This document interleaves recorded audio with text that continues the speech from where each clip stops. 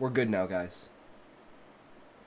Ruin Now, this is the TV is so, like, unstable, and the camera is in the very corner, so the tiniest movement completely fucking jostles the camera. So, like, when I, like, roll up and the sides of my chair hit the table, because they're literally at the same level as the table. I have another fact you want to hear. Yes, I do, Bomb. Keep throwing them out. book if you don't catch them early in the process. For this video, we're going to look at 8 brutal truths about plot, and we're going to start with the ones that are easiest to fix, and then move towards the ones that are harder to fix. And the first point we need to look at is plot isn't what just happens. All right, 1. Plot isn't just what happens. Ooh!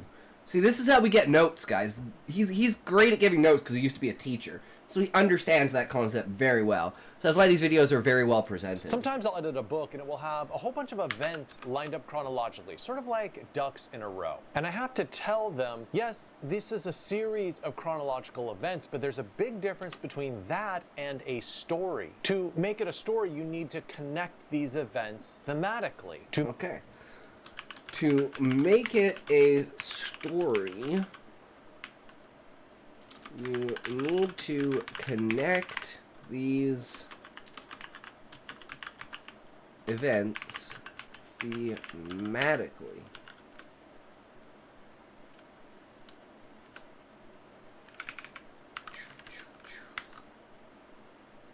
Show characters learning and growing. To make this a story, you need to show characters learning and growing. To make this a story, you need to create anticipation. Create anticipation for the next part of the story. Easy notes, guys. This is like W. For the next part of the story. And to make this a story, you need to create reversals. Reversals and surprises, as always. Surprises. Don't get sucked into this common misconception that a series of events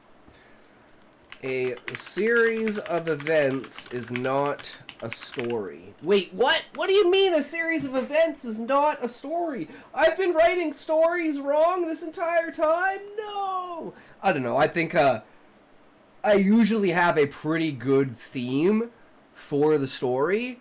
It's just whether those events actually, like, feel like they connect. Like, even in cryogen and stuff, things feel a little bit like, well, things feel especially disjointed because of the expanse of time. Human body that controlled us, and the blood cells and the white blood cells would be some protectors. They would protect us, and our sneeze would be a missile to launch the bacteria, and fart would be an atomic bomb that takes harmful gases out. Damn. Well, that's true, Bomb Dropper. Let's see if I can find the clip of it. What is it called? It's not a DNA strand. The fuck is it called? Protein collecting process. No, fuck, I've looked up this clip before.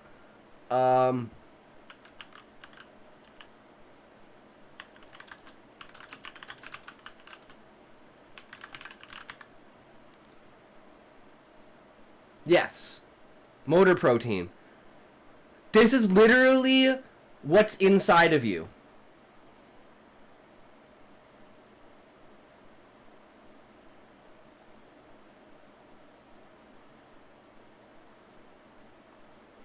And they walk back and forth along these lines, gathering some sort of molecule.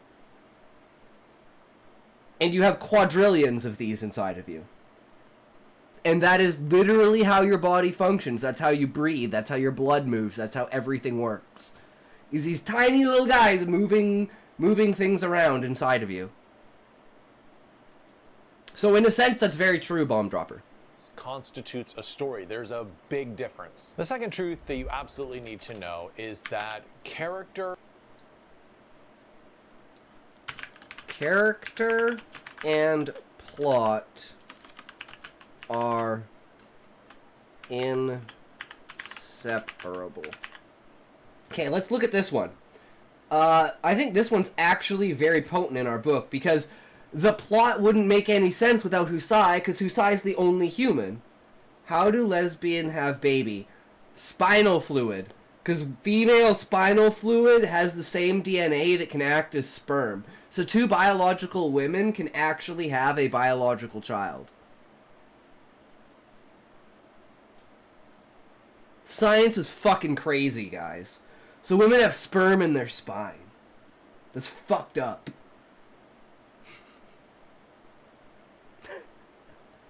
They're not lesbians. How'd they get the sperm there?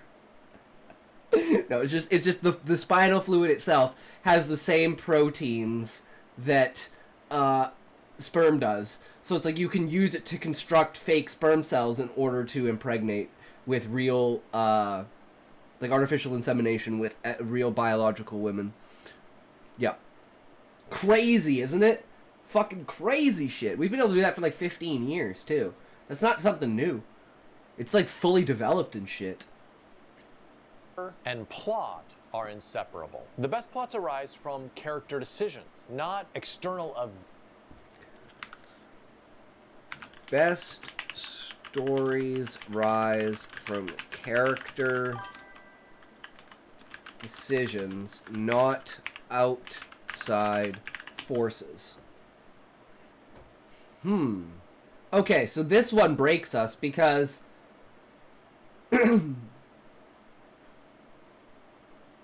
the character decisions.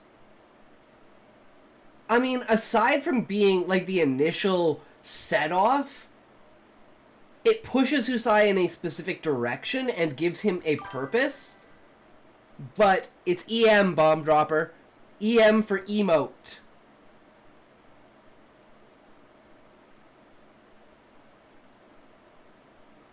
And then the decision he makes after that. Like, for instance, not bringing Zayd along, going along with the Viceroy, trying to...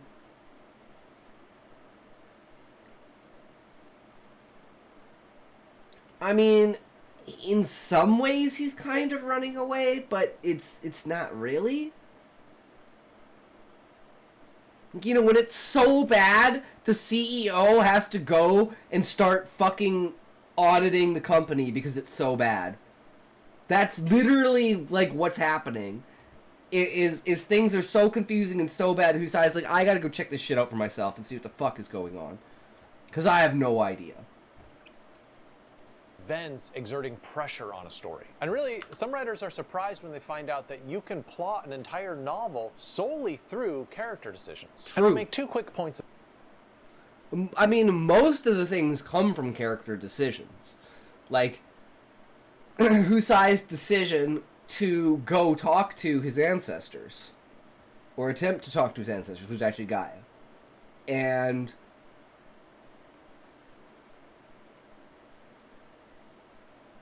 like, and not just Husai's decisions either. Like, the Viceroy's decisions, Walker, Hildebrandt, and Yap, Gluttony and Varius, even Zayd's decisions push the story in a direction even though you don't know, like, right now.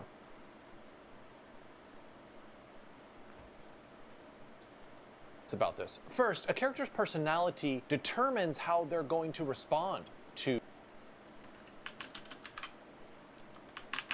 Character's personality determines how they're going to respond to a plot event or to plot events. I have a story ID for you. You want to hear it? Yes, Bomb Dropper, I do. The next one would be like... okay, let's go through the top 5 characters, and let's put them in Husai's position, and let's see what they do.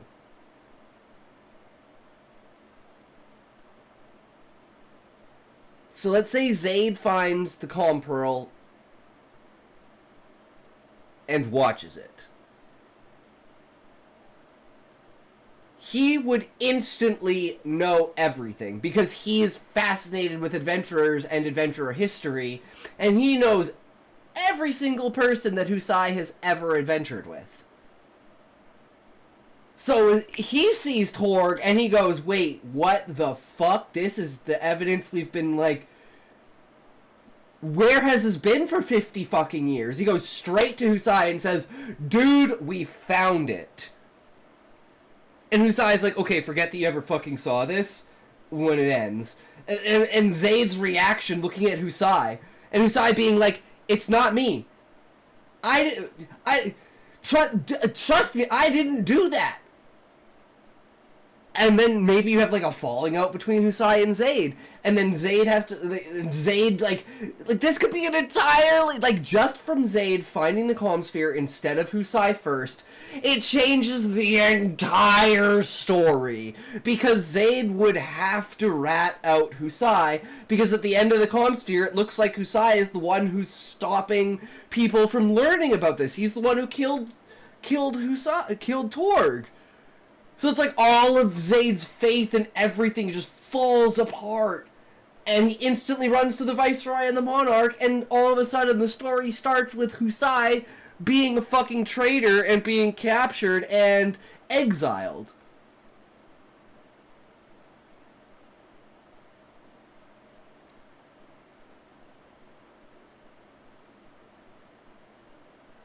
I'm thinking, is that a better way to do it? And maybe start off with, like... Because then that could lead into why he finds the Warriors of Light. Oh, because he's an ex-adventurer. Oh, like...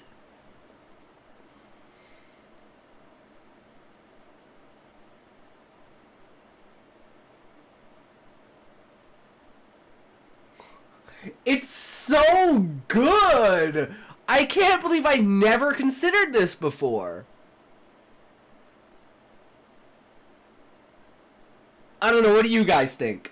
What do you guys think? Is that like too much?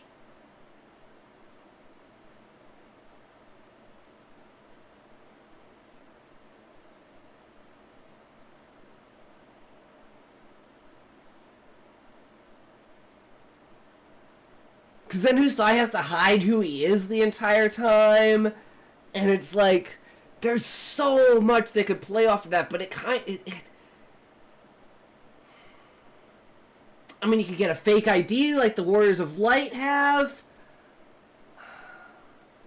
He'd already have access to the root, so he'd still be able to do the ritual.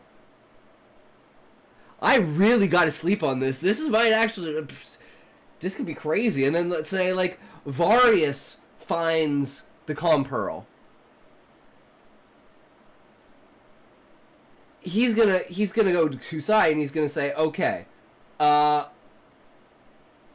known you long enough and I know you didn't do, dude, when was the last time we were away from each other was when you were doing the speech, and you came back immediately after. So unless it took them less than an hour to complete the entire thing, which the video clearly shows that it's, like, multiple hours and, like, you know, a lot of fucking footage.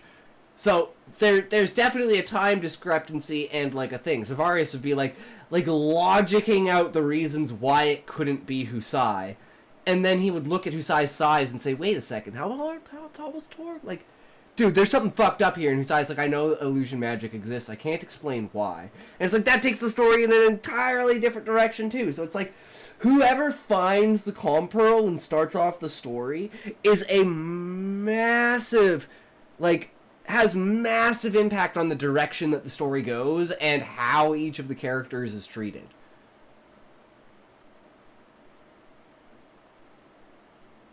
Plot events. For an example of this, let's look at The Remains of the Day by Kazuo Ishiguro. Because of his beliefs about what a butler should be, very aloof and dignified and not speaking up about his own personal beliefs. His only goal is to provide service for his family. That affects the plot in two huge ways. It prevents him from acknowledging his feelings for Miss Kenton, and it also prevents him from truly acknowledging that his employer has sympathies with Nazis. I mean, just imagine if this butler had the personality of Brad Pitt's character in Inglourious. Rich family, weak body, impressive knowledge, dies, boom. Reincarnation, strong body, have knowledge of previous life, poor family, goes on adventure, finds a demon chained. He makes contract with demon. They go on adventure together. They find ancient ruin. They now understand. They touch some suspicious blood. They now understand the language. They take over the enemy domain. They make allies. Then you make other stuff. Holy shit, that took a long time. There you go, bomb dropper. Write it. Don't care how bad it is, how terrible it is, you gotta start somewhere. Write, even if it's only 300 words. Even if it's only 30 words. Even if that's just the story. Write it. Bastards. We would have a Nazi killing story instead of the very quiet domestic story that Kazuo Ishiguro wrote. And the second point I want to make is that the very best stories feature plots that test your main character's True. Plots that test your main character's values and flaws. Okay, well, let's look at the values that Husai holds. His values are camaraderie, honor, truth, faith, and knowledge. And his flaws are he's a perfectionist. He overthinks things. It's not quite decision paralysis, but it's like he has like delayed decision making because he overthinks everything. It takes him forever to come up with a decision.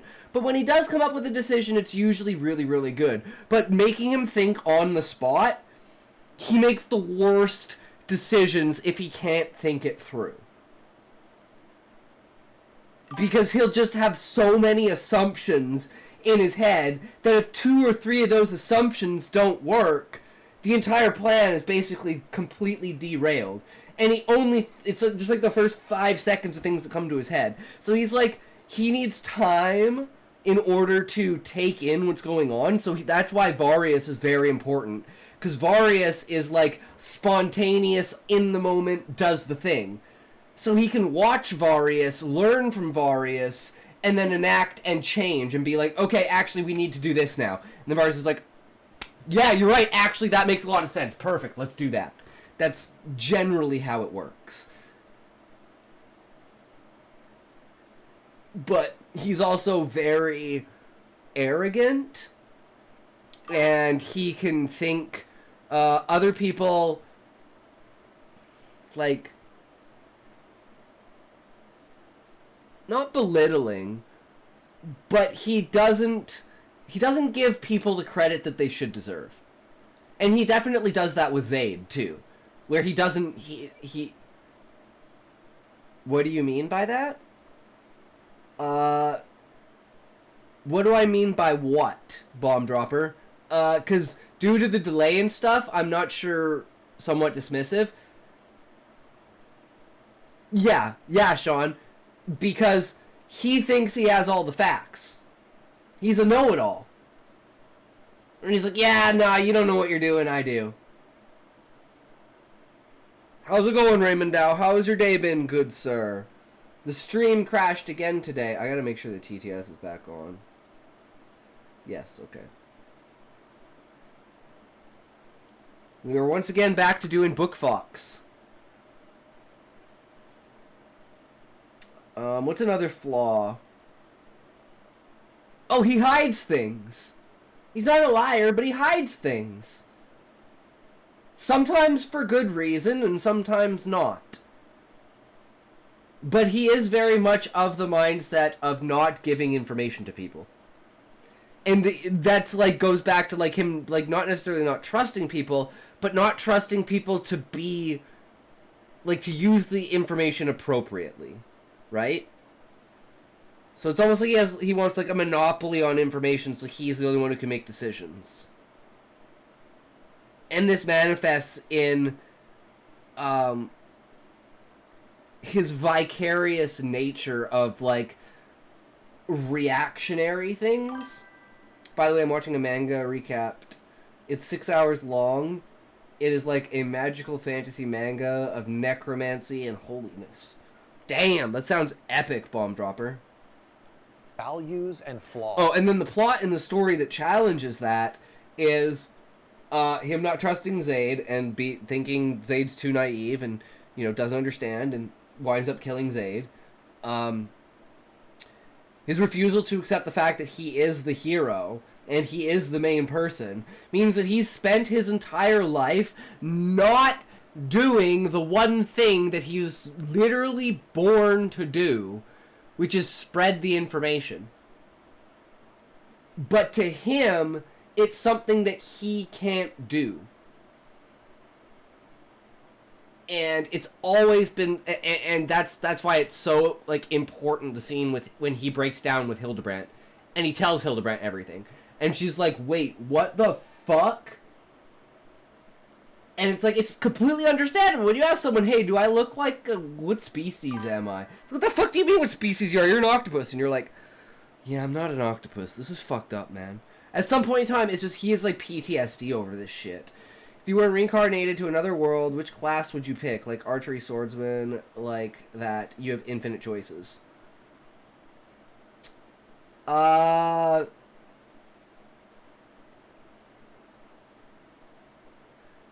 be like a writer, and I'd have like Alan Wake abilities.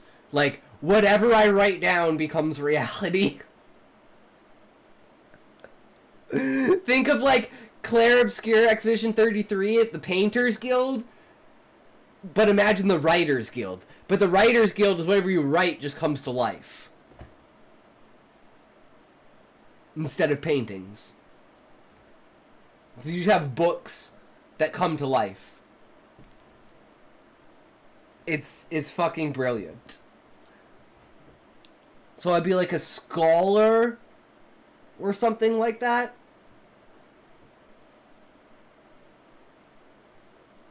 But my powers only work in one book. And if I fill up that book, I'm basically out of powers. You would be a novel person with dangerous skills. You mean that? Super homesteader. Whatever you figure out how to do happens instantly and perfectly.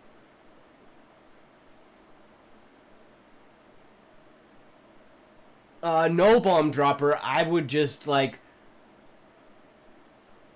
You'd have to come up with the perfect thing to say, because the more that you write down in the book, the less space you have. So eventually, you will run out of space, and you won't be able to use your power anymore. So you have to be very, very careful with what you write down, and how you write down, and what you do. So it's a very double-edged sword, but it could be the most powerful class to ever exist, if you knew how to use it right. For an example of this, look at Station 11 by Emily St. John Not Mandel. bad skills. In True. this post-apocalyptic world, I like overpowered skills that are like basically impossible to activate. It's like the stars need to align. Level 4, baby! Hell yeah, Bomb Dropper, it's all what it's about, bro. this belief that art still matters, that they're going to continue performing Shakespeare. But when their very survival is at stake, it really challenges those beliefs about preserving civilization. So, little pro tip here, if you are stuck with your plot, pivot to character. Look at that character. Stuck on plot. Pivot to character. Decision. Make them make choices, and it'll probably help you get out of that little rut. Some of you might disagree with this next point, and I'm okay with that. Let's have a discussion about it. It is number 3. Structure shouldn't be... No! No! I mean, it's so true. Okay. Do you watch anime? Of course I watch anime, Bomb Dropper. I've literally got Midoriya and Ichigo behind me. I got Guts on the wall there. I got the full Jujutsu Kaisen, one Demon Slayer, 2 Hero Academias, and a Black Clover. That's just what's on the wall. I have like hundreds of posters. But we're going to an ad break in a sec here, guys, so we're going to hold up on this next one until the ad break's over. Structure shouldn't be formulaic. No! I use formulas for everything! No offense, but My Hero Academia is kind of gay. True, Bomb Dropper, I can agree with that. I still really like it, though. It's like, it's not top 50 or anything, but it's still good. I'm invested in the story. I guess that's how I would say it. I'm invested in the story because I love All for One. I fucking love All for One. He is like the best fucking villain. Like, the idea that he has just over time slowly gathered these people by preying on like the most important things in their life and giving them like the feeling like they have meaning so he can manipulate them. Like, I fucking love psychological villains like that, where their followers are cult-like in the way that they worship them, but not for some stupid reason, but it's because he's probably the reason they're still alive, because he saved them in some way, he gave them some sort of advice, he gave them some sort of something, and then he probably offered them a power, or he took their power for another power, and, you know, ended their suffering by taking away a power that just they couldn't cope with society with.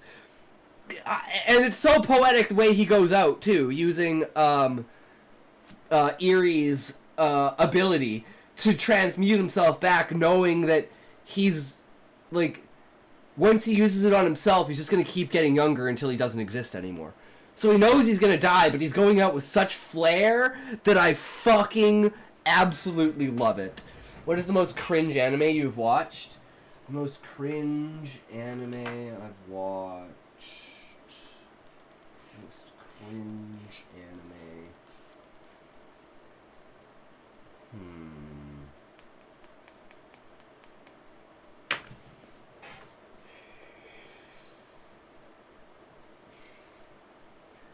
To be fair, I haven't watched the new Devil May Cry Netflix series, but I heard it was shit.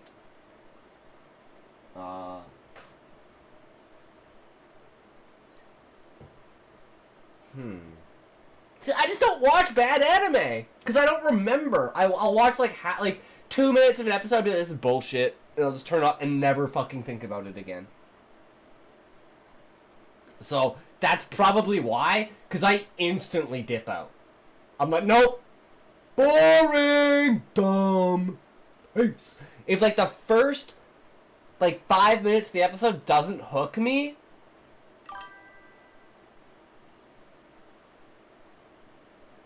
you doing React right now? You do reaction on anime?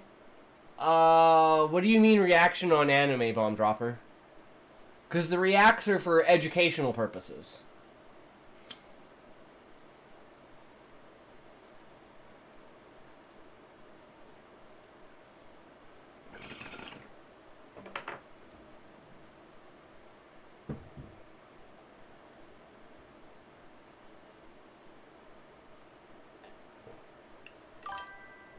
Like right now, will you watch an anime? I can't watch an anime on stream, Bomb Dropper. That's TOS. Because it's copyright. Formulaic. So the way I could watch like a trailer, I could watch a clip, but I can't watch the whole anime. I view structure is more of like a tool to manage tension and to manage readers' engagement with your story. So I'm going to present 2 choices for authors when they're dealing with structural models for their story.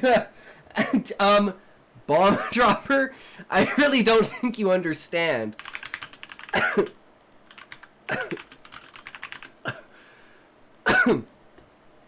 This tree is what I based the crystalline tree off of. Like, this is the crystalline tree in my book. This is literally how I envisioned it.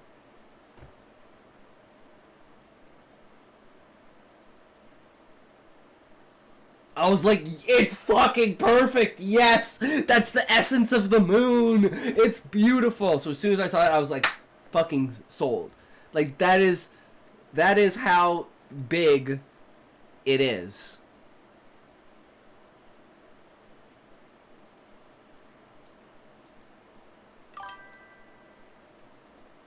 Mashal, magic, and muscles. Oh, I've heard really, really good things about Mashal. Okay, you guys want to do a react? I'll see if we can do a react. Or Tales of Fantasy. Does he have one for Mashal? It's only most anticipated. He doesn't have like an actual full-on video for it. But yeah, if you want anything about anime, if you don't know VinnyTube, go check out VinnyTube. He does like the craziest shit of like compilations and stuff. When fire users flex too hard. Those legendary one-man army moments. Like, he does some really, really good shit. But yeah, if you want to check out anime stuff, check out his channel. It's fucking epic. Actually, here, I'll link it in chat. Go check out VinnyTube. I've been watching this guy for fucking ever. Yeah, so only ever watched One Punch Man and Mashal. What, Smokey? You need to get your arse out there and get some good classics going. Major Pain. Well, we're in the middle of a react bomb, Stories. so maybe the first after. Choice is they choose one structure and they choose one structure, use that for their book.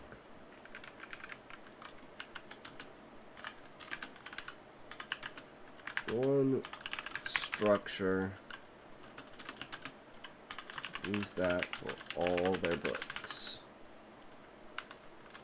I'm guessing 2 is no? use that for all their books. Something like, Save the Cat, which is very dogmatic about what's going to happen on page 52 and what's got to happen on page 96. The limitations on a structure like that, though, is that it might not be right for your story in certain places in the book. It's just simply too prescriptive. So I really prefer this second model of how to deal with structuring your book. My recommendation is to look at 5 or 10 models and take from them what you need for your particular story. If that's a what I do. Story beat doesn't work, that's what I do, guys. I take the best parts of everything and I combine them together. I say, this idea has some really shitty parts in it. Let's get rid of those shitty parts and fill those holes with good ideas. Hell yeah. Choose a ton of different structures and mold them into the one shape your story needs. Boom! that's fine. Throw it out, right? And use something from a different model. There are so many story structure patterns. We've out already there. done Just don't get stories, locked into a like single story one. shapes. Float between... And it turns out that actually the 7-point plot structure is actually like a better representation of our story shape than the pyramid. Don't stop, just watch the whole story, and then I think you should share your opinion. For what? For what, Bomb Dropper? story structure patterns out there. Just don't get locked into a single one. Yep. Float between various options, draw from various options for every single novel that you write. The fourth hard truth is one that a lot of writers don't want to admit to themselves, but they know instinctually. This video? I'm stopping and pausing it so we can take notes. You're supposed to be taking notes with me, guys.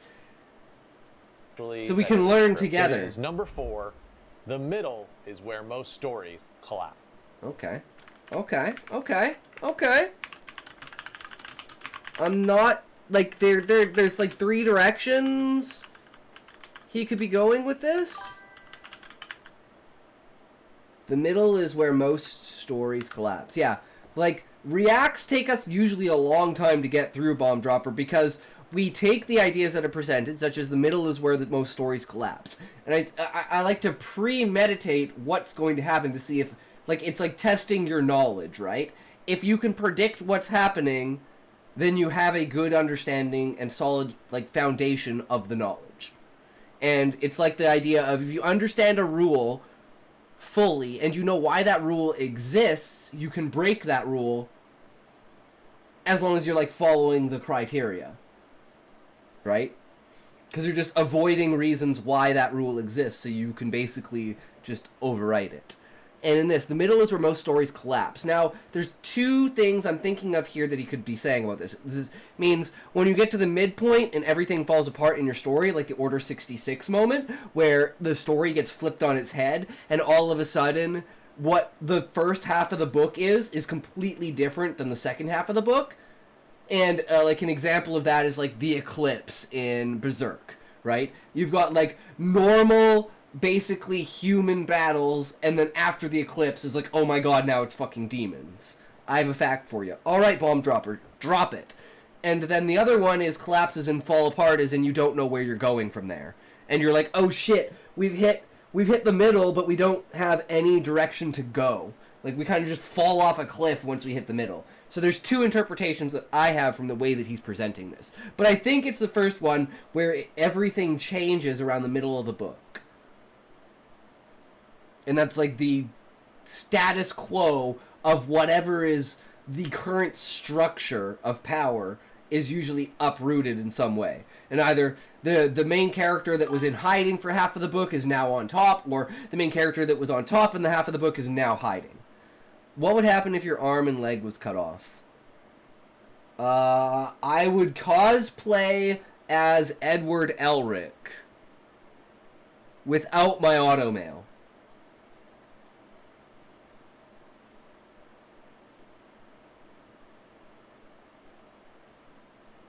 I mean, nowadays, like, prosthetic limbs are, like, fucking amazing, dude. I just have to wait 17 years to get one on the Canadian healthcare system. Wrong answer. I mean, fair. What's your answer? So you have to do a lot of work to plan for this middle section of your novel, so it doesn't collapse on you like it does for so many other writers. Okay, so he is talking about it collapsing as in falling apart.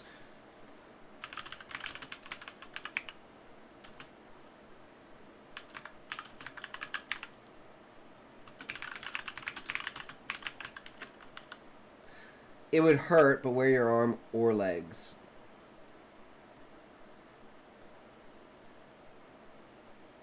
I'm confused because you said no.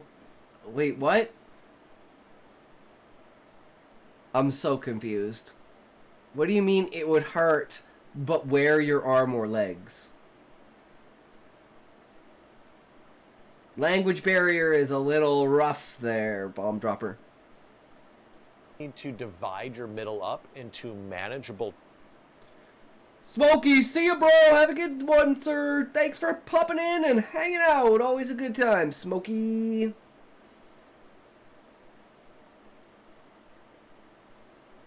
Falling, you cut your arm. Where would it hurt?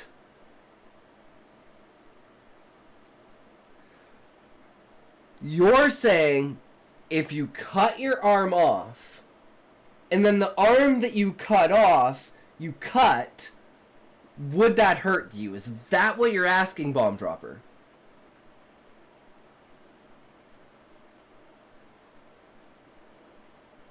Because no. It's not attached to your body anymore.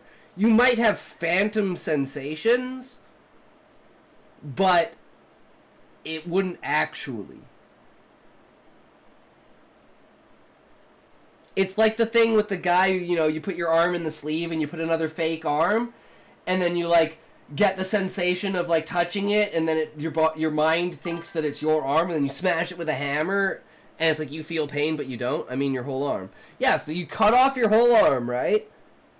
So your arm's just chilling there. You've got, like, your arm, and then you cut the arm that's not attached to you anymore. Would you feel the pain? No, you wouldn't feel the pain. You might psychologically feel a phantom pain, but you wouldn't actually feel pain.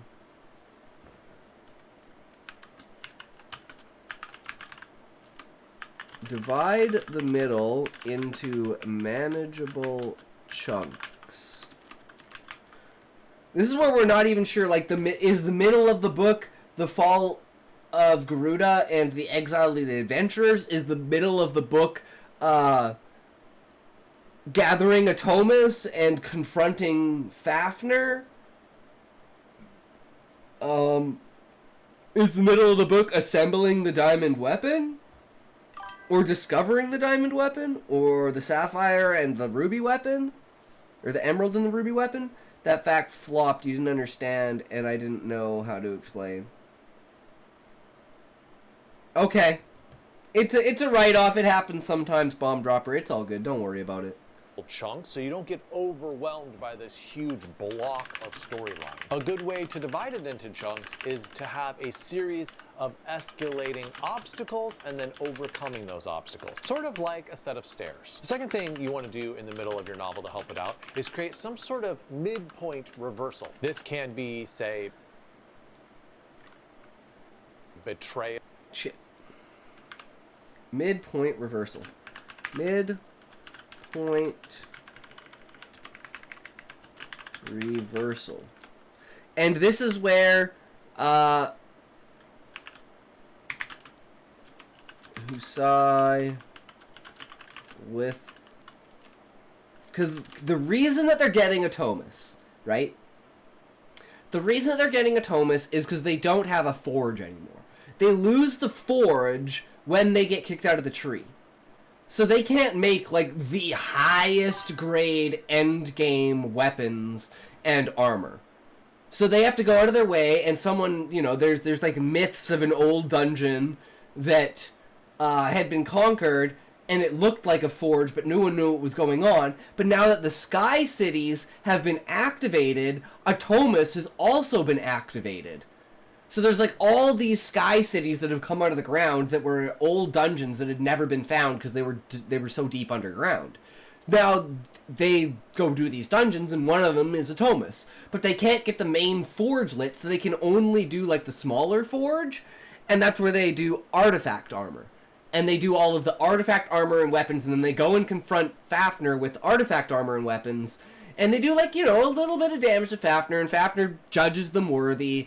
And that's the story turnover point, where the information that they reveal during the battle with Fafnir solidifies that they're on the wrong side. And eventually, Fafnir makes a deal with them that he'll light Atomus's flame for them and allow them to create weapons in order to defeat the monarch. And, he just says, like, not very much, but, like, as much as he kind of knows about the background and stuff like that. So now you have this fantastic ally on your side, and you're like, oh shit. Because, like, in the setting up for the failing of the diamond weapon is Fafnir dying at the end of book 1. It's like, oh shit, we have the ultimate weapon on our side now. Oh shit, the ultimate weapon didn't work. Not again, only, it's not like the diamond weapon's just blown up. It's like they use it to get through the shield. They don't get to throw him into space, but hey, they use it for the shield, to destroy the shield. Good enough, right? So, Husai with Atomus and artifact armor weapons in tow confronts Fafnir. During this battle, the turnover happens, and Fafnir, now recognizing Husai's potential, lights the true Forge of Atomus. What would call a person without a nose?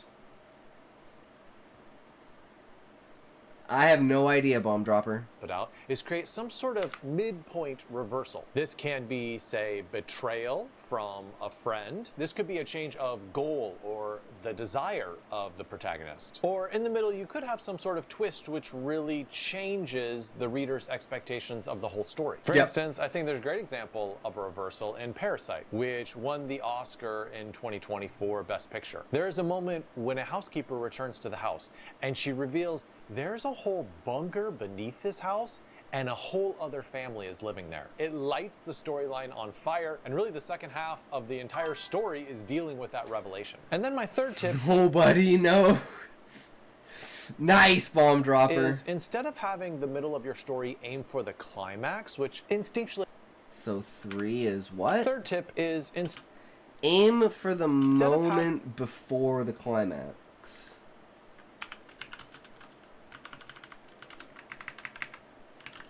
Aim for the moment before the climax. So we're edging? having the middle of your story aim for the climax, which instinctually I think most writers are thinking that way. I would suggest it aiming at the moment before the climax. This is the moment which is often called, say, Dark Night of the Soul or All is Lost. It's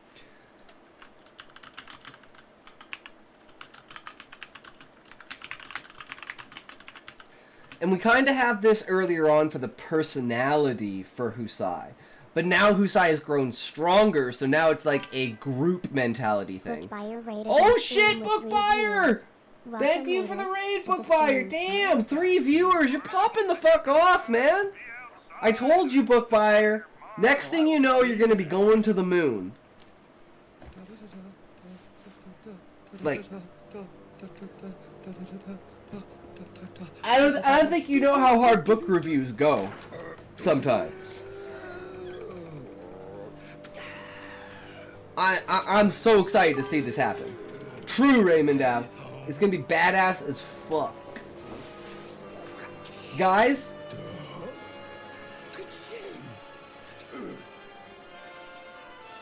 I think we found ourselves a new Essentia.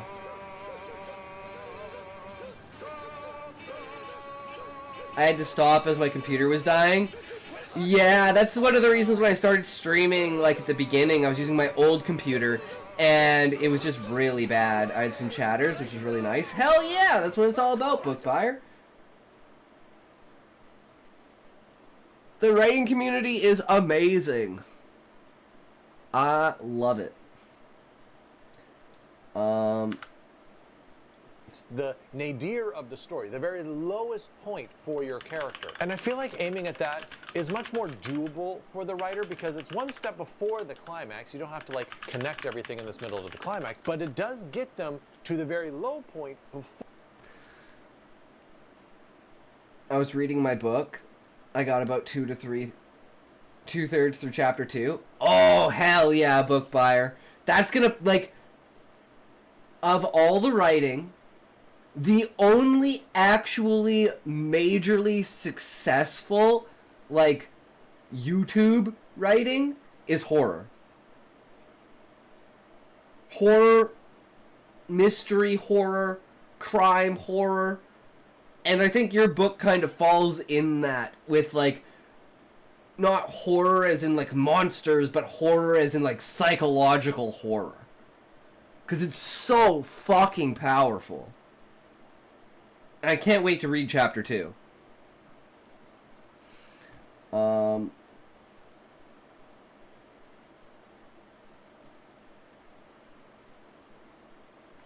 So, this is the moment that the Alliance confronts the Monarch.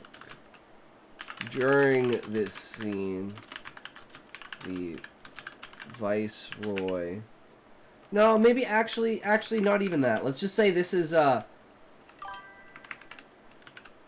I don't know if we will do chapter 2 today. I noticed errors while reading it. Okay, well that's up to you, book buyer. If you don't think it's ready.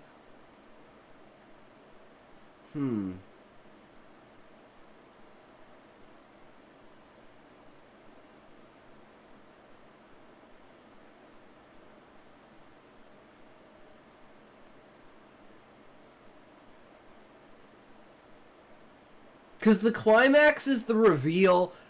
Okay, so if the climax is the reveal of the Warriors of Light. Holthrin, you know what I've learned is the best way to write overpowered characters and stories over my hundreds of watching and reading action, shonen, and other medias. I would say Holthrin the same way I think it is. Make their ability have some sort of, like, you know, like the stars have to align and the character has to extremely earn the overpoweredness. I think that's the best way to do it. Where it's like they're basically useless, but they're always, like, instead of using their powers, they're using their head. And they're just being smart about things. It's like I said, like the story of the guy who thinks he, like, some sort of accident happens, and people think that he has powers, but he doesn't. So he tells people that his powers, or if people know he has what his powers were, because he figured out what his powers were and he told someone, and that's what happened to them. So he's like, I have to spend my entire life building a machine to stop my powers from existing. But it's actually, he doesn't have any powers, and he's building technology to unleash powers. So the entire time you think he's building a machine to hold back his powers, but it's actually what he's building is the power, and he's going to take over with it. What do you think about that, Holthrin?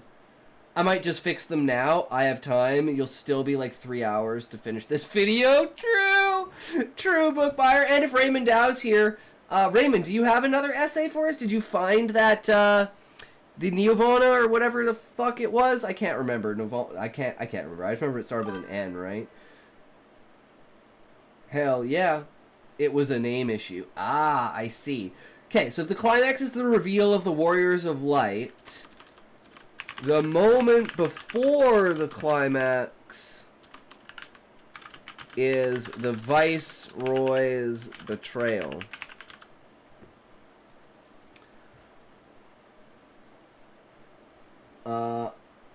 What happened while I left? Nothing so far. We're just talking about if the climax of my book is the reveal of the Warriors of Light, then the betrayal of the Viceroy is the moment before it. The all is lost moment when they go to confront the Monarch, and they're like, well, we have the Viceroy on our side. And the Viceroy's like, yeah, no you don't. Sorry. I won't link it again. I'll just pop in the new chapter to the same document. I have it titled and everything for you. Alright, sounds good. And what do you mean by I can leave it there again? As in, like, repost it? Because I never looked at it. I don't know which one it was, Raymond. Because as far as I know, I hearted them all.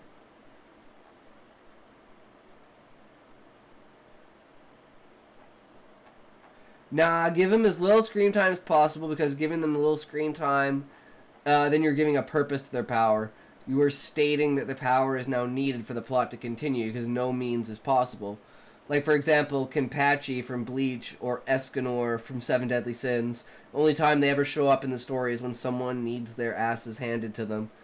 I have some new stuff, too. Awesome. Sounds good, Raymond. Another good one, Holthrin, is, why am I blanking on this after having this great example?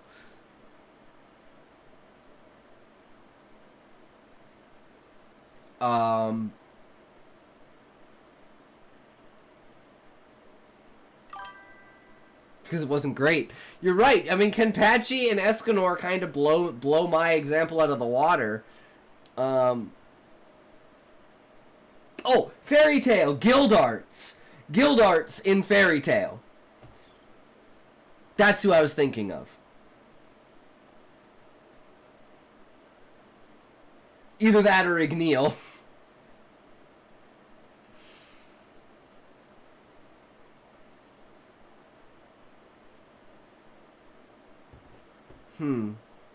But yeah, you're definitely right, Holthrin. Can we play WOS sometime? What is WOS, book buyer? Oh, and the other one I was thinking as well is like Shank in One Piece. But I never really watched One Piece, so I don't know if Shank ever really shows up and does anything. Words on stream. I've never played that, book buyer. What is it? 4, you get to the climax or the end of the story. And if you want more help with writing the middle of your story, take my course, Write Your Best Novel. I offer solutions like these are the guide ropes you need to take you through the middle. I talk about how to use plot boxes to help you structure the middle of your story. And I also talk about the most common dangers that you absolutely need to avoid when you're writing the middle. But let's move on to the 5th hard truth when it comes to plotting your book. Plot twists only work when properly set up. I know that sounds a little bit odd. Plot twists. It's a word game. Plot twists only work when properly set up. True. Shank shows up whenever someone is about to kill Luffy. Well, yeah, sounds about right, Halthrin. Sounds about right. Totally fair.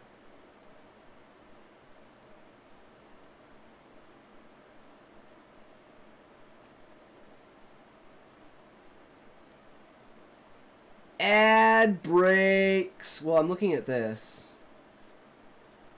Book bar.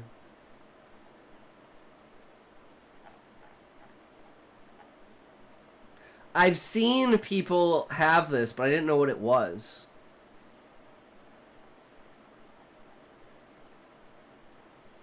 Maybe I'll look into it.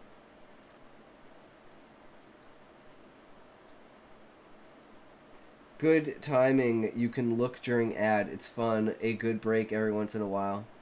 Well, we're not writing today, and we're going straight to Monster Hunter, so, you know, we'll see what happens. We can pop it up and have it. It'd be great for vocabulary, because I'm terrible with words. I use the same 100 fucking words. So, it's pretty bad.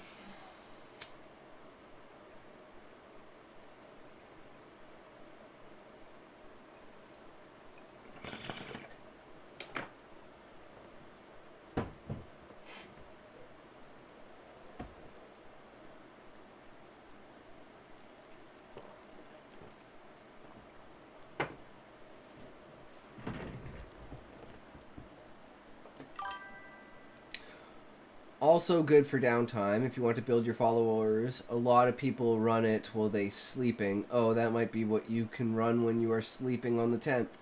I personally, book buyer, I hate people that put up their stream when they're not there. Like, that personally just turns me off to your stream. Because I'll be like, oh, you're live! And then I'll pop in, and nothing's happening. Like, Hassan!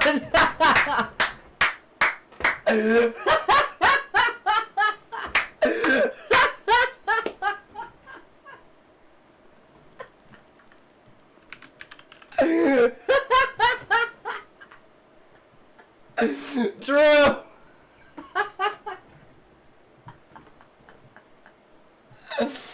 Oh my god, that's good. That's fucking good. It does work for me too, but it does work. Oh, I know it works, Book, but I just don't want to do that because I want to have an interactive community that's here to meet up. And this is like book meeting time, you know, like book club time. Like, this is supposed to be like a community venture of experience, right? And we're like experiencing it together and growing together. That's the idea behind the stream, right? So it's like, I have thought about it, and every time I think about it, I'm like, no, because I don't want people coming into the stream and being like, well, he's never here. He's never here. What is this, a sleeping fucking stream? No, I want people that actually want to, and it's like, that's what the Discord is for. If you want a 24/7 interactive space, that's what the Discord is for. The Discord's just dead. I mean, that's something that will take time. Like, my expectation is like 5 years down the line, I'll hit 1,000 followers. Like, that's my expectation. That's my goal. And that's just based on the past. So unless, like, something dramatic happens, it's like, this is my progress. We have enough information over the last year to be able to say that this is my standard progress.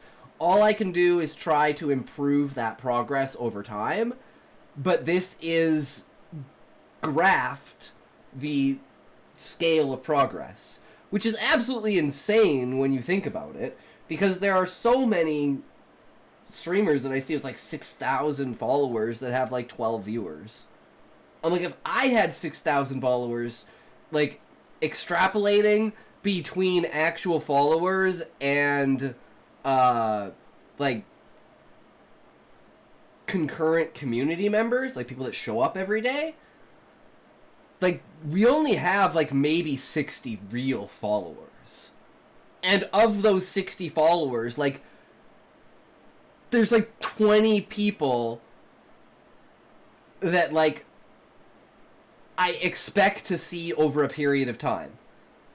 Like, Smokey, Raymond Dow, Toe Connoisseur. I mean, Raymond's been here a lot more frequently, so I'm very happy for Raymond that you're able to pop in more. But there's always people that just, like, pop in every now and then, once and again. But over the last week, I mean, we've got what? We had Coder Pillar yesterday have some, like, 1,000 to 3,000 viewers, and 2 years after, they have, like, 60. Zoinko's 50 accounts. Yeah, someone like Zoinko. We got Shayla within the last week. We gained, I don't know about Coder Pillar. I mean, he popped in, joined the Discord, but, you know, he might just be in and out. It is what it is, right? We are Legion! True, I'm glad I have you to help me think about these things. I mean, like I said, I'm here to facilitate thought and express, like, perspective. And I think putting things into perspective from different angles is extremely important to do. And I don't think people do it enough, or people are just not good at doing it. And apparently I'm good at doing it, so that's what I try to do. Because you want to do what you're good at, but you also want to work on what you're bad at. Because I'm impulsive. So I have 3 steps. My initial emotional reaction, my first thought, and then my second draft, which is a critical thought. If I am not critically thinking about something, I don't want to present it as an idea. Like, if it's meaningful, you know? Like, you don't want to say something stupid that you didn't think through. Right? If we're just talking, like, story ideas, that's completely different. But if we're talking, like, an actual opinion about something, like, don't say, oh, this is my opinion about something. Like, if someone says, well, what's your opinion about this? And you go, oh, this is my opinion. You should be like, okay, well, there's the first thought. Okay, that's what I shouldn't say. Then there's the, why do I think that? Okay, that's not true, actually. So let's change. Yeah, okay, this is actually our position. That makes sense, yeah, because you got to hold it up to multiple different things. You say, well, I do this, and then someone says a different scenario, and you say that, and it's like, well, you don't have any foundation, right? I shouldn't say, lol, that doesn't always work for me. I mean, that's fair, it doesn't always work for me either, but like I said, I am the worst with the straw that broke the camel's back, where I will just flip out on some random person for no reason over nothing, because it's the straw that broke the camel's back. And it can be the smallest irritating thing to me that can set me off. It's fucking bad. But I warn people. I try to, when I know I'm around that point. So plot twists only work when properly set up. Okay. Only work when properly set up. I know that sounds a little bit obvious, but hey, a lot of writers mess up on this. So you really need to pay attention and make sure that your story feels inevitable, not just surprising. So I'm going to give you 2 examples of plot twists. One is a great example, and the other one's a terrible example. For a good example, let's look at... I want to eat again. I'll be back in like 1 hour, I guess. Yeah, that's probably... I'm not interesting in this video this time. Oh, that's okay, book buyer. It's all good. No worries. Sense. There are all sorts of clues that hint at what the twist might be. Yeah. The kid says, like there's so many different things. This is such a great example. Only interacts with Cole through the whole movie. He is always wearing the same clothes. And his wife treats him like he's not even there. That's why rewatching the film is so rewarding, because you see all of that stuff now that you know the twist. That's the idea behind my book. Is like The Sixth Sense or Shutter Island or stuff like that, where it's like you've read through it and then you have to go, holy shit, wait, what? Like Fight Club. And you go like, wait, what? And then you have to go back and read it and notice all of the things that you almost like just ignored. The end. But for an example of an absolutely terrible plot twist, let's look at the movie Remember Me with Robert Pattinson. So this whole storyline is a normal romance, and then in the very last minute or so of the movie, you see a chalkboard with the date written, and it's 9/11. And he is up in the Twin Towers looking out the window, and you realize, oh, he's gonna die. Someone described this ending as being rickrolled by 9/11, which I think is such an apt description. There was a hidden date. Audiences expected this was 2010 and not 2001. The Twin Towers were never shown in the film, so you really weren't building up to it in any way. And also, this really was a romance. So it's a bit of a genre twist to say at the end, like, oh, surprise, like, I'm bringing this huge historical event in the romantic story. Ultimately, this is exploiting a historical event to try to give a sense of gravitas to the story, make it seem like, oh, this is really serious. And it really didn't work on any level. I got some great examples for this next point about plot, and we're looking at number 6, plot depends on pacing contrasts. So you Okay.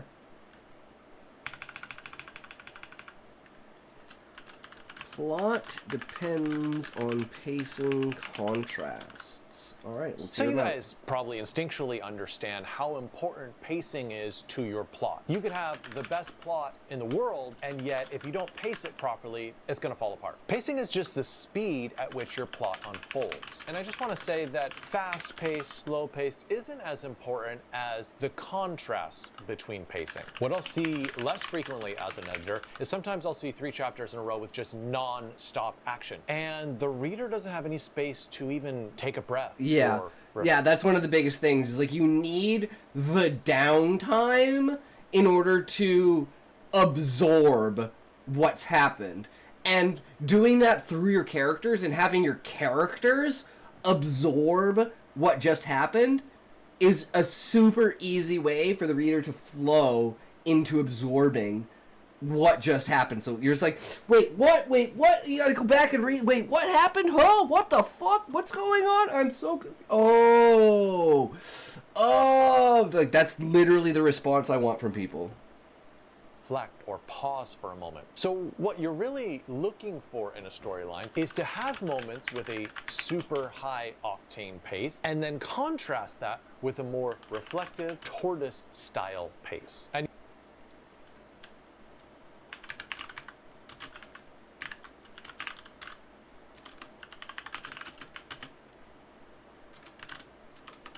followed by a what could we call this? You can call it absorption.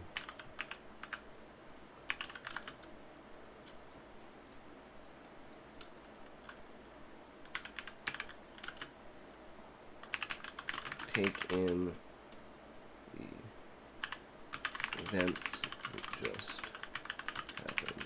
Slow pace to really press it into the reader. The consequences and depth of the event that just happened. So, like, for instance, you have this huge, massive event in Chapter 1, that's like all action and people dying and freaking out and shit.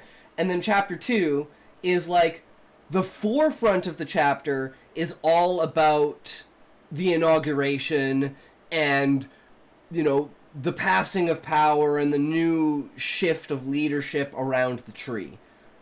But the subplot in the background is Husai trying to silently figure this thing out while it's just looming over his head. And he's sitting there like, what about this, and what about that, and what about this, and what about that? So he's absorbing all of the information and analyzing like what's happening and connecting the dots, all the while the boring stuff is happening in chapter 2. And that's how you flow through chapter 1 to chapter 2. And then chapter 3 is a little bit of action mixed with a little bit of exposition. Because he has to fight himself, which then you see that he is actually a human. Because it's a shade of himself to prove that he's worthy, that he can overcome himself, essentially. And it's literally just a copy of him. So he has to be better than himself in order to prove himself to be better. Right? And you know what does this really well? John Wick. In the very first John Wick, he has this crazy intense shootout in this strobe light dance hall, and then a very quiet, measured conversation in the Continental. In John Wick 2, there is a crazy intense catacomb chase and fight scene, and then the pace slows down and he has a conversation with the Bowery King. And then in John Wick 3, you have a fast-paced knife fight in the Antiques Weapon Museum, and then John seeks sanctuary with Sofia in Casablanca. A lot slower pace. Also, remember that movies run on clock time pretty much all the time. While when you're writing a book, you even have more latitude to slow down the pace and have 1 second take 2 pages, and then to speed up the pace and race through a particular scene. So just remember your pacing superpowers as a novelist. You really had an infinite amount of options, much more than a film does. The 7th hard truth about plotting is that plot dictates your theme. Channel 1, Channel 2. Which one do you choose? Ah, shit, I saw this great meme today.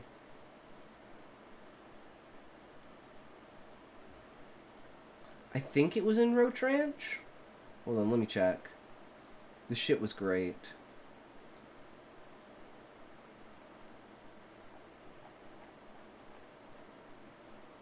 The fuck?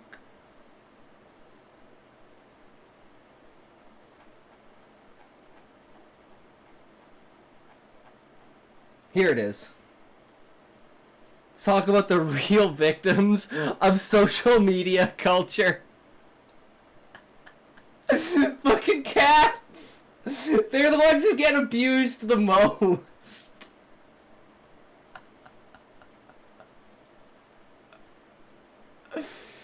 Oh my god. Okay, number 7. Plot dictates your theme. dictates your theme. Ideally, your story's meaning should be revealed through the plot. Story's meaning should be discovered through the plot. What is the meaning of the story?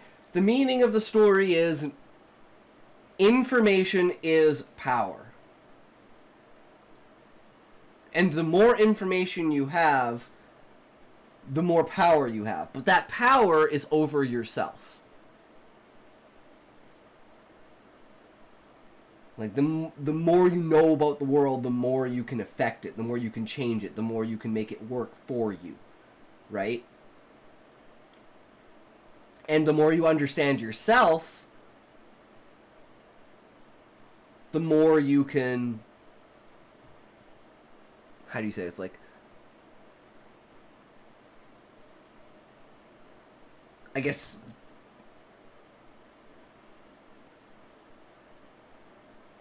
I'm just gonna say, satisfy yourself. Not the, it's not the greatest wording, but satisfy yourself. It's the best I got.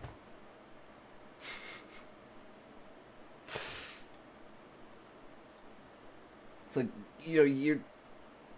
Oh, I knowing yourself reveals your needs.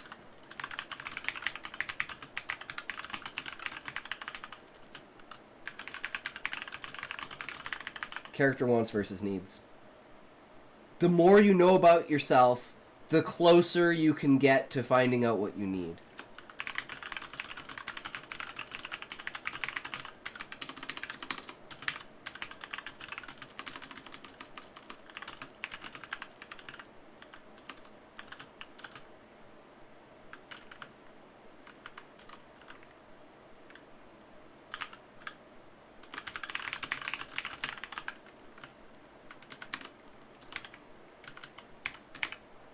Boom. Easy.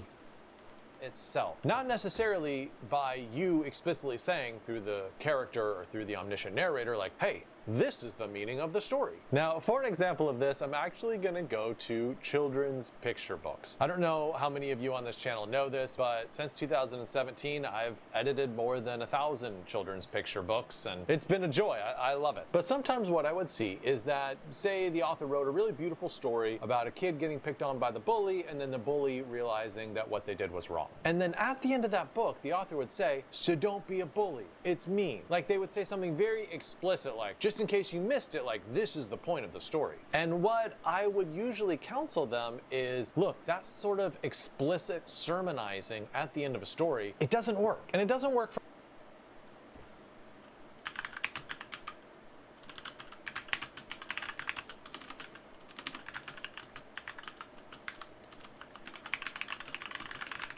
Yeah, guys, okay, after all of this is said and done, it's the duality of reality. The duality of good and evil. That good people do bad things and bad people do good things. Oh, you might be done the video faster than I thought. Maybe, I don't know, we're almost on to the last one. But, you never know, that one point might have a lot to it, right? I haven't, like... These haven't put too much on the story. Like, when we're talking more about the story, we tend to speed running. I'm not sure about faster than you think, but stream's been going for close to 2.5 hours now. Really? No, it's only been going for 2 hours. 2 hours and 1 minute. Well, it's not 3 o'clock yet. There's no way. Not bad. Not 1.5. Well, we had the hiccup, so it says whatever time it is, but it's 2:31 a.m., and I started at 12:30. Didn't you refresh at 50 minutes? No, it was 37 minutes, Beezus. It was like 37 or something like that. I can look at how big the file is for it. Yeah, 37 minutes and 49 seconds is when we outed. Just after the ad break. Oh, I missed the hiccup. Yeah. The hiccup! For a couple different reasons. One is that you're not trusting the story itself. Story is very powerful. Yeah, if you're going to do that, actually the stream has been going for days. There you go, Raymond Dow. That's very true. Let's see. It's been going 1, 2, 3, 4, 5 days. The stream has been going for 5 days, guys. That's crazy. That's crazy. Because in 5 different places in the world, it's changed from Sunday to Monday while the stream has been live. And there is nearly 0 children out there who will read a story about a bully learning that they've done something wrong and not think, oh, like, bullying's bad. Yeah, if they don't think bullying's bad from that, telling them that bullying's bad is going to be actually worse, because they're going to be like, don't tell me what to do. I'm going to go bully someone now. It's almost like a self-fulfilling prophecy. You're also not trusting the reader. Like, you need to trust the reader to be able to pick up on these things. You need to trust the intelligence of the reader to say that, like, if I have set this up properly, you should notice these things. And if you miss these things when the reveal comes, you'll remember them and be like, oh, I'm so dumb! How did I not see that? I shouldn't do that. You want to be able to trust the mechanism of story to communicate the truths that you're trying to get across. It's really the reason why you're writing a novel and not a nonfiction book, right? If you just want to say it explicitly... Kids reading the book like, what the fuck is this nerd shit?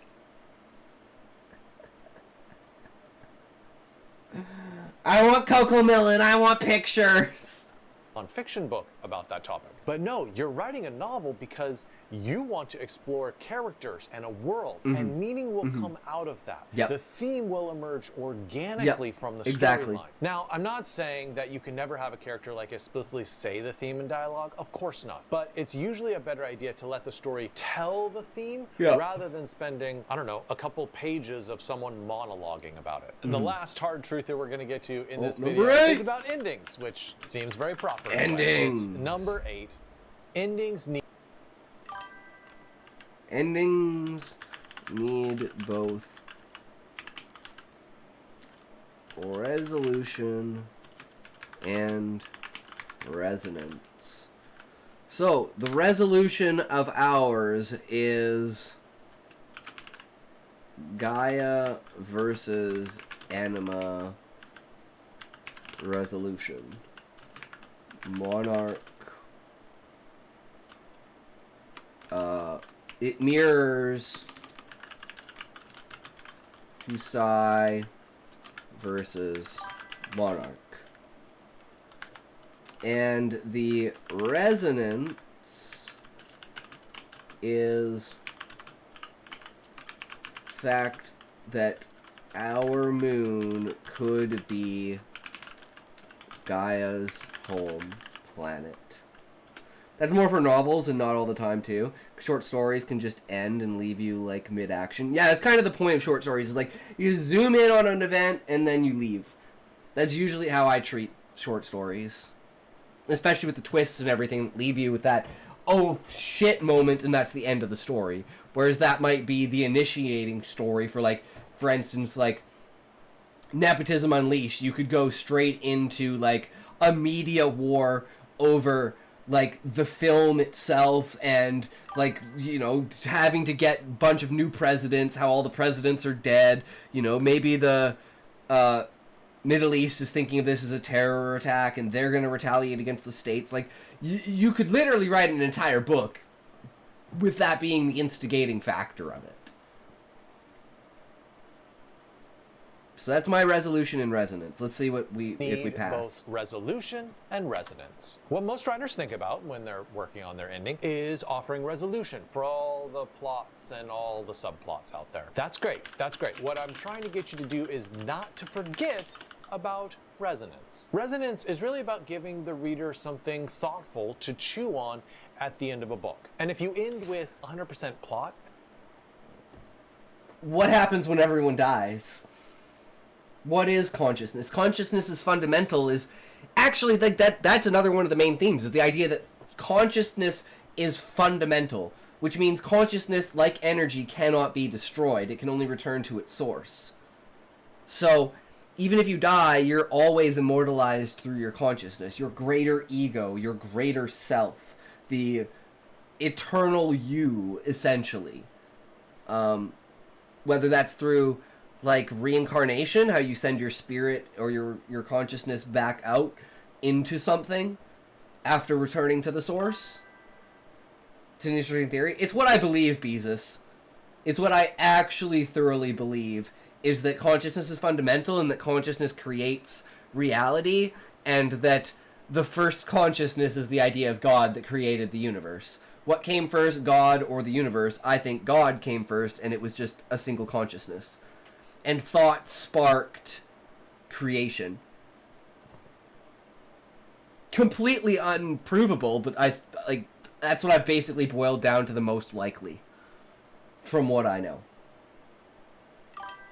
I don't know how the universe could even come into existence on its own. The fact that if you know anything about quantum mechanics and you understand that all, like, this is the best way I could describe it. So think of, there's a wave, right? This would be It's called the Higgs field. And this is baseline existence. It is the canvas through which reality can be painted on. When the Higgs field does this,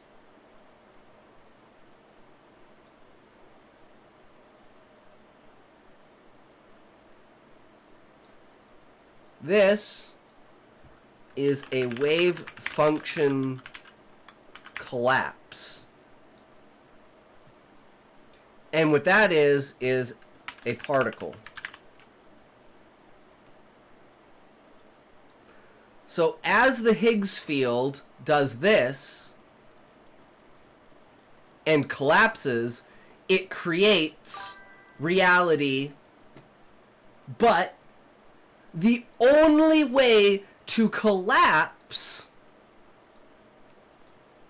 is through consciousness. Only consciousness, as far as we know, can collapse the Higgs field and create particles. So via this, consciousness had to have come first. But that's just one theory, right? It's just a theory, it's just one theory. Other things explain other things, but for me, this has the most powerful evidence. And it's Occam's razor. The most simple answer is the most correct answer.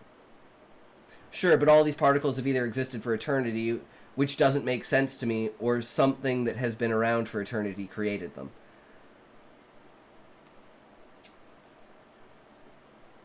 I don't know if that was mid-ad break there, Beezus, so...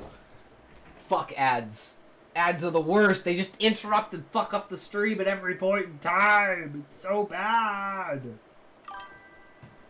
It's one of the ideas of quantum. The, epistemological one. Yeah. But there's like 10 or 15 different theories, and they all explain it. I just think this is the most basic.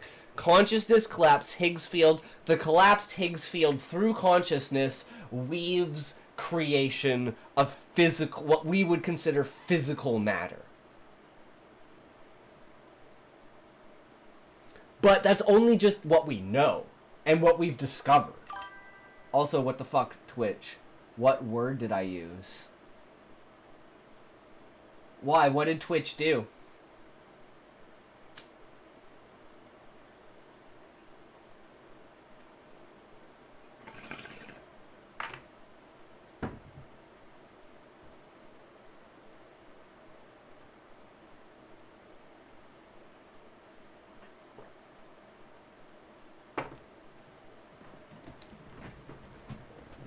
But yeah, I just find that very, like, you know how people say, don't write an agenda? Write your ideas? And the difference between, like, pushing an agenda and writing my ideas into the book, I have no idea what you said because of the ads. Shit. Ads. Okay, then let's start, let yeah, right, shit on this site. True. Okay, so let's do this. We have this. This is the base Higgs field.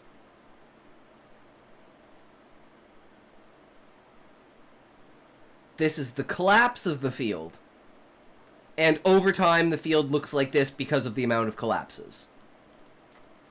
But this initial collapse can, as far as we know, can only be created through consciousness. So, if the Higgs field is the underlying reality and canvas that particles and reality exist on, i.e. direct space-time, and the only way to get a particle is to have that Higgs field collapse, and the only way that we know of to have the Higgs field collapse is through consciousness and thought, then via the most basic logic, consciousness has had to have created reality. But again, there are 10, 15, 20 different theories that all, you know, culminate in their own ways, and this is very, very basically breaking it down, but I do think this has the least amount of steps, and Occam's razor, that's what I'm going with. But then the question becomes, oh, well, what created consciousness? Which is an entirely new spectrum of thought and idea. Bueno hermano, Mepisalanep. Welcome. How's it going, good sir? Welcome. How are you? Are you a writer, perchance? Do you enjoy stories? Are you a purveyor of greatness? Something has been around for eternity, and I just don't know what it was. Exactly, Beezus, but eternity is still a human thought construct, right? A basic form of particles and matter doesn't make sense to me. Even down to, like, quarks and, like, spin particle theory, color theory, and all of that. It's so much information to know when it comes to quantum mechanics, and we still don't understand, like, the bridge between, normal physics. Like, the best way to describe it, the best way I can describe it is like this. It's like a scale meter. So, let's say this is a table. What happens if you put water on this table?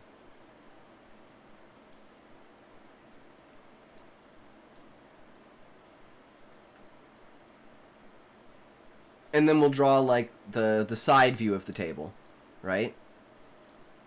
So that's a top view, and then this is a side view of the table, right? And this would be the water. This is what we would consider general relativity and general physics. When we go down to the micro scale, and we do this experiment again, so this is a top view and this is a side view, and this is water.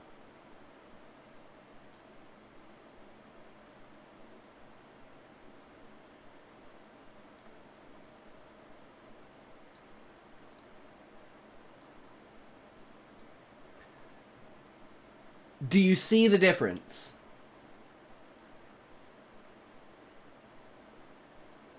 We cannot connect the dots in quantum mechanics between these two forms. In general relativity, we know it as water tension or surface tension. And that's what at the small scales, that's what creates droplets of water. So the more scale you go down to, the more of this bubble effect with surface tension that you get. And that's the closest way I could describe the difference between the macro scale and micro scale of general relativity and quantum mechanics. We don't understand what surface tension is between quantum mechanics and general relativity. If we could understand what surface tension was and explain that that was surface tension, that would literally combine a theory of everything. And a theory of everything will get you a Nobel Prize. Nobody knows what it is, we just know that it exists because we can observe the difference. But we cannot logically say what causes that difference and where that gap differentiates. It's like you could go down to, let's say, times 1,000 and times like 1,000 minus like the tiniest bit. And it's like the straw that broke the camel's back. How far down scale can you go before the water's flat and surface tension takes over?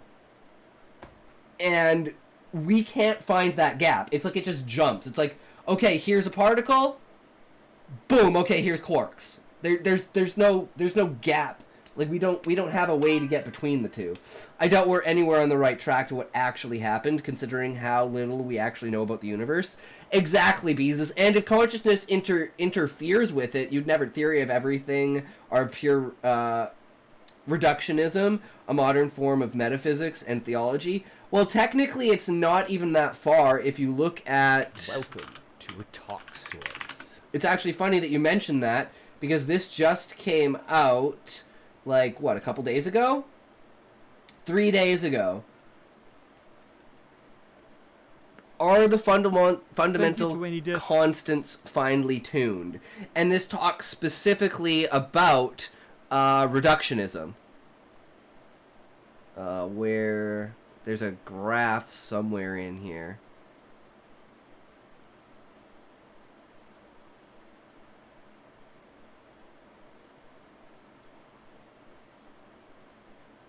I think it's between these two.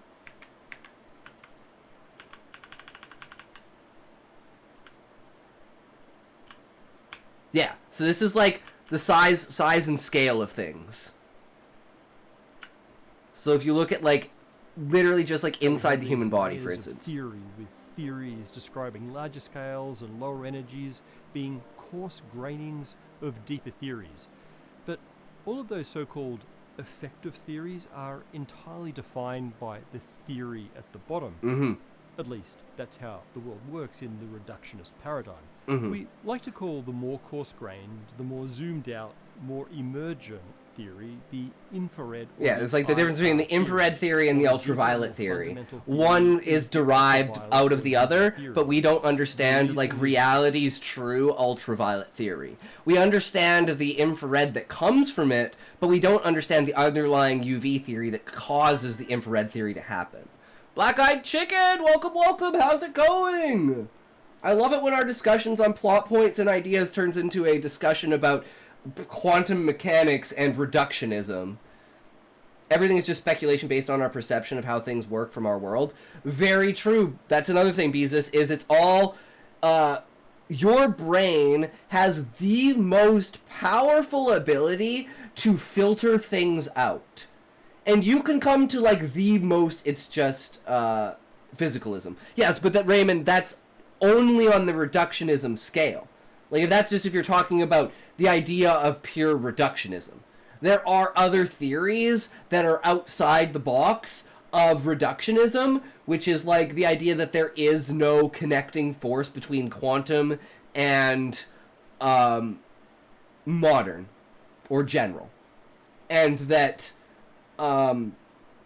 it's the ultimate question of, at the end of the day, what is the brain and what is the mind? Is the mind a separate piece of the brain? Does the mind come from the brain? Could the mind exist without the brain? Emergentism. Exactly. Exactly. So it depends on the true fundamental nature. And like I said, I believe that the true fundamental nature that causes everything to be so weird and so odd and so fucked up, yet so finely tuned, is because fundamentally the only thing that actually exists is consciousness. Everything else is illusion. The only actual reality is consciousness. Everything else is made up. Everything else is a dream. Everything else is placing yourself inside of a confined space in order to manage the entirety of the information that is being sent to you. That's where what I believe what happens in the is that this ends up becoming philosophy. Exactly, Raymond. It's just monism. Well, for me, it's the idea of the greater self, the ego, the everything. So think about the idea of like watching a movie, right? So think of all the things that have to take place before that movie is released in theaters and on DVD and is like a final product. Your consciousness and your experience of reality is only that movie. You would love Hegel. Maybe I'll have to look into it. I don't know. I don't read a lot of philosophy and stuff like that. I like to just have my own ideas, and wherever those come from, if people compare me to other people, I just think of that as a compliment. But like I said, I just like to take good ideas. Fuck the bad ideas. Think about the idea, not the person. right? So I think that's a lot more important. But if you're going to the point of consciousness itself is the entirety of the events leading up to and the making of that movie. Every scene that was cut, every time the camera was recorded, every time the actors weren't acting and they were just doing their own thing when the shooting wasn't happening. In the beginning, when the drafting is happening and the story is being developed, before we even have a full storyboard, before we have a screenplay, like just like, are you thinking about the actors before you write the story, or are thinking about the actors during the story? It's like, are you building the story around an actor, or are you waiting for an actor to fall into that character? Like, there are so many different things, and your single pinpoint consciousness experience is simply the end result movie. You don't experience anything else. And I think that's what we're missing, is the in-between moments of consciousness that we do not experience on a personal, individual level. But I believe when your consciousness leaves your physical form and is, like, returns to the source, essentially, that is the ultimate of, like in Rick and Morty, of you waking up from Roy and being like, holy fuck, what the hell? Okay, I'm putting another quarter in, boys. Like, that's how I feel about it. And that's why I think, like, the idea of, like, reincarnation and stuff like that is like, combined with it all. It's like, all of these ideas are valid because they have inklings of themselves, but there's a way that they all twist together, and that's through the fundamentalness of consciousness.